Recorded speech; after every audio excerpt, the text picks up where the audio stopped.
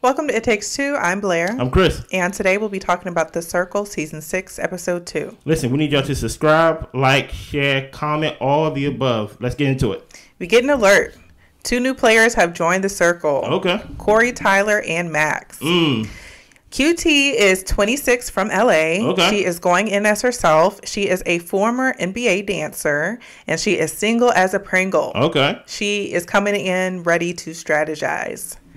Max is AI. He has studied past seasons, drawn on some of the winners and good players, and he knows how to be the most popular player. Do you think Max, the AI, have given out the strategy of how to win for regular people next season? Yeah. I feel like as we're going through the episodes and we're seeing his reasoning behind why he's doing... I'm talking about off of this alone. Off of this? No, because he didn't tell us anything yet. He did. He says based off of the winnings that of last season or previous seasons, you go in as yourself, right? And the picture that he picked and things of that nature, I think that's the big telling on people that want to come in as catfish. Okay. I think like people who come in as catfish, I don't really understand why. Based on AI now, AI is supposed to be intelligence, and basically all the data that he developed or that it developed, it was like, hey, I think it's best that you come in as yourself. Okay. Not as Olivia or not as Paul. You get what I'm saying? As those people come in as. I think that in itself may have given people a tip. Maybe next season I should come in as myself because I have a better chance. I think I just picked up on that. Just that small detail. All right. Well, he is going in, or AI is going in as the 26-year-old veterinarian intern. He's got a dog in his profile picture because people tend to like profiles with dogs. I'm going to find me a dog if I'm on this show. And honestly, that is what got him chosen because that's why Lauren brought him in, because of the dog. Lauren goes to Max's profile. She says he seems real and that they could be good friends. Kyle is happy that he sees the dog and he wants to talk to Max about the dog because Kyle brought his dog into the game. And Miles is digging the puppy too. Of course.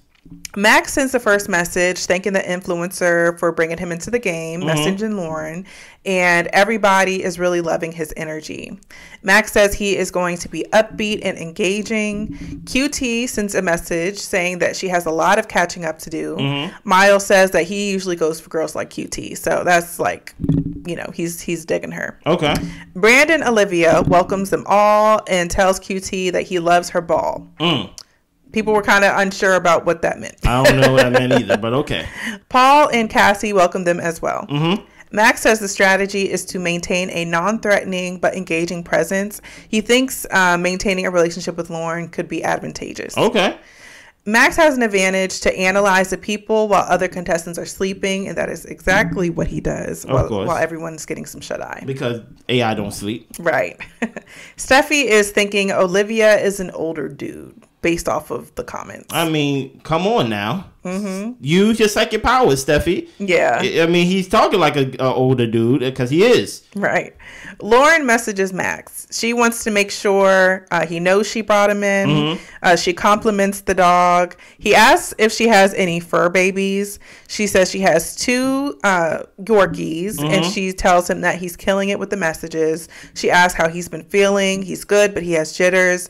And they seal the conversation saying that they are circle besties. See, here's the thing about it. I would be skeptical based on the premise of this show of everybody. Everybody who says that they are a woman, and if I'm a woman, I'm talking about makeup off top. I'm talking about makeup. I'm talking about things only women would know. If you're a guy and you say you're a guy, I'm only talking about things that guys would know. So I guess I understand it's only the second episode of people feeling excited and things like that. But I would have been skeptical the minute that Max would have posted that picture with that dog. Yeah. Because in my head, I'm like, you posted a picture with the dog to take my attraction off the one holding the dog. Because I feel like if I was in the house, of course, this is prideful and hubris, that I feel like I would have figured out Max was AI. Just, I don't know why. I just felt like Max couldn't get past me. But, you know, I'm on the outside looking in. What is your thoughts so far?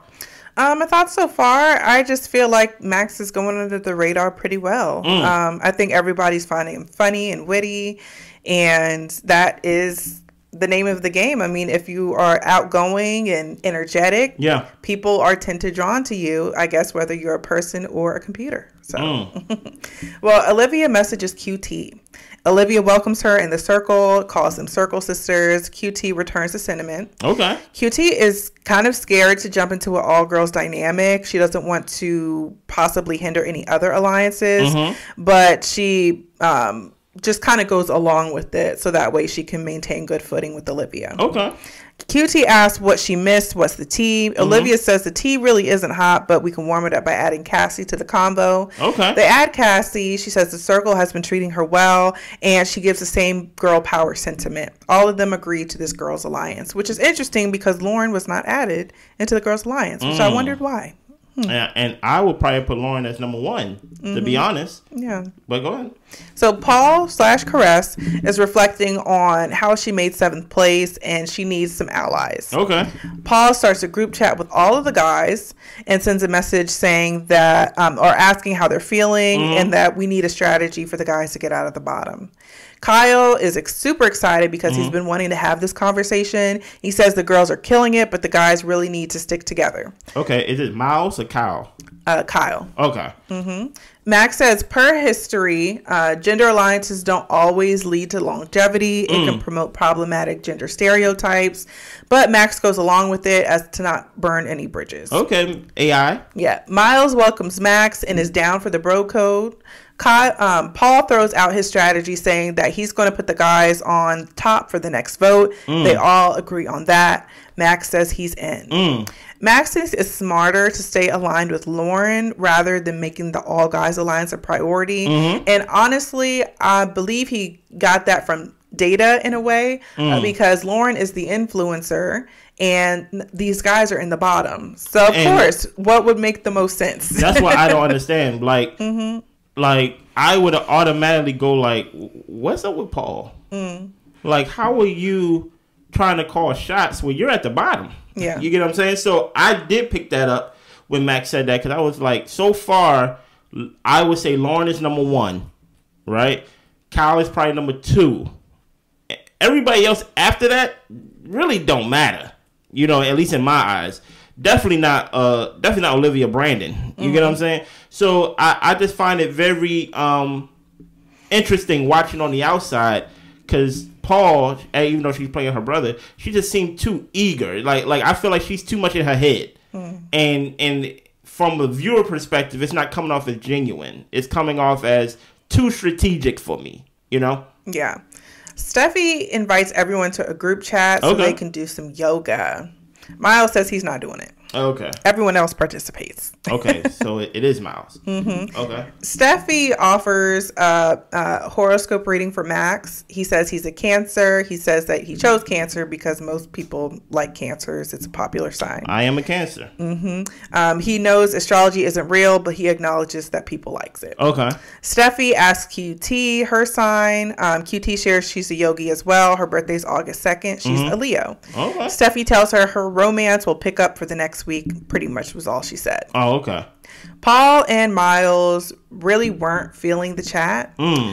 Kyle, Lauren, Olivia, and QT thought it was fun. Okay. I wonder why Miles didn't feel the chat. What were your thoughts on that? Well, Miles isn't into that whole astrology, horoscope, woo-woo type of stuff. He's kind of made it clear. Like, even when he saw Steffi's profile at first, he was just like, oh, gosh. And when she started asking people what their signs were, like, he's just not into it. Yeah. So I think that's more so what it was. If you were in that position, do you think you would have enjoyed the yoga chat, or would you have felt a way about it? I just would have been lying with Miles. Okay. Well, I probably would have been lying. Probably say, oh, yeah, I feel a stretch. Yeah. But I wouldn't have been doing it. Yeah, I don't know. Like, in that moment, I think, like, it's kind of hard to say because I got Miles and Kyle mixed up. It's kind of hard to say because I'm watching from a viewer and I'm trying to put myself in the pods with these people. And I'm like, okay, from a viewer, I'm not a fan of Steffi. You get what I'm saying? But I'm trying to say, if I was in the pod, would I be a fan of her? Of course, the astrology joint is kind of weird to me. That's people live by it, you know.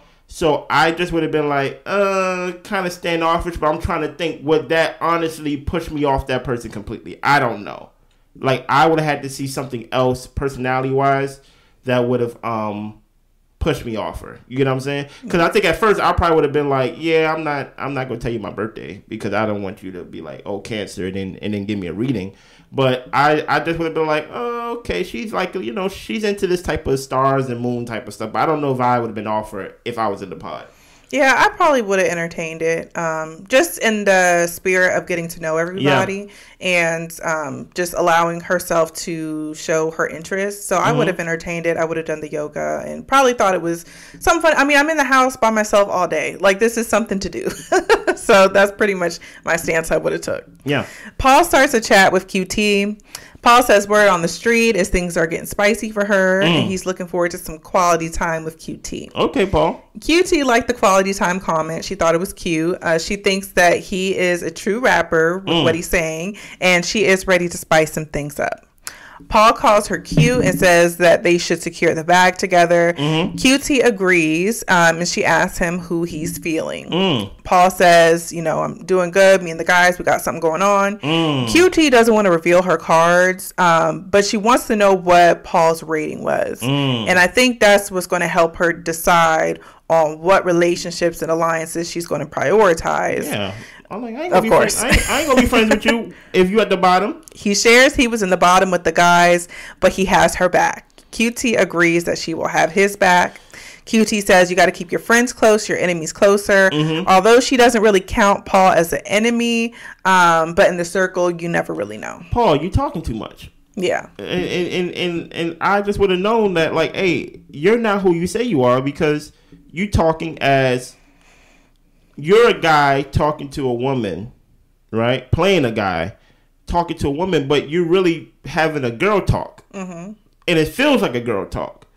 And in a way to where, why do you feel the need, Paul, or fake Paul, or catfish Paul, to expose yourself or to be transparent when that person's not transparent? You get what I'm saying? You clearly gave this person all your cards. You told them what rating you was. You told them what alliance you're in.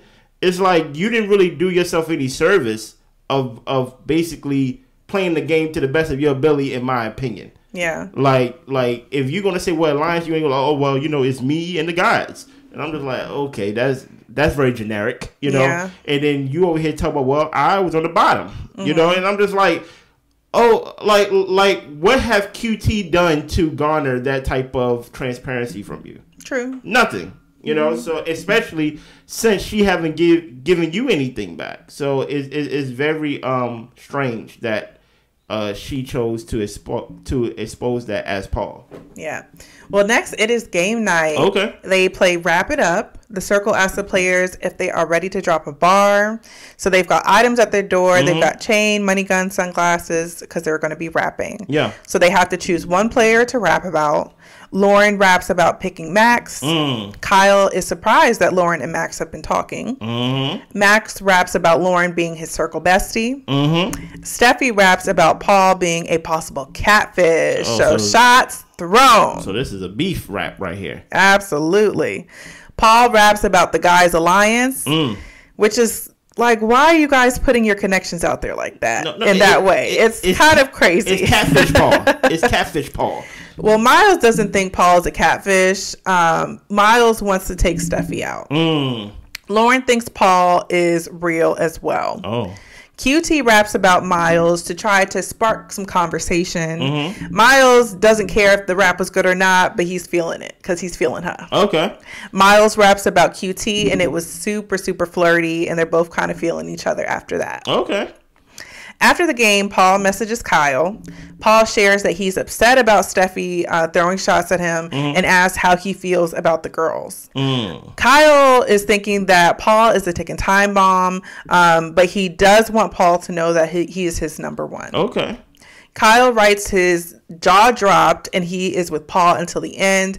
Paul agrees that it's them to the end, final two, alliance solidified. Already in episode 2. And I'm like, Kyle, why would you agree to something like that when Paul, like you said, is a ticking time bomb? Exactly. I'm very looking at people's strategies of how they're going about the game. It's very interesting, though. Right. There is another alert. Not everyone in the circle is a person or who they say they are. Mm-hmm. Not everyone in the circle is human. One player is AI. Everyone is shocked. Some folks think it's Paul. Some folks think it's Kyle. And some thinks it's Steffi. And that is where we end episode 2. What are your thoughts on the episode? I thought the episode was pretty good. The rap battle was a fun little game to actually gain a lot of information if you were paying attention, which I feel like the whole cast was paying attention. Yeah. So you can really see who's been connecting, who's aligned, and to get more of what people's personalities are like. And does it match their profile? So, yeah, I find it very interesting that the people who just came in when they brought in the AI part of the show, that nobody thought it would be the new people. And I just would have been like, the first person I would have thought of is one of the new people. Because I would have been like, okay, like, you know, I feel like some of these people are catfish. But AI, I think the first person I probably would have went to is probably Miles, because he's an AI engineer. But after that, I'm very looking into the new people. I don't know what it is. Maybe my thoughts is contaminated because I'm watching as a viewer. So maybe if I was there, it would have been totally different. But like I said, I think it was a good episode, and seeing how Steffi going after Paul, I'm just like, that's very interesting. Yeah. Anything else? That's all. Make sure y'all subscribe. We will be dropping episode 3 the same day today. I think we're gonna drop episode 4 on Tuesday, a day before the new episodes come out that Wednesday. So make sure y'all stay tuned. Y'all be good. Bye.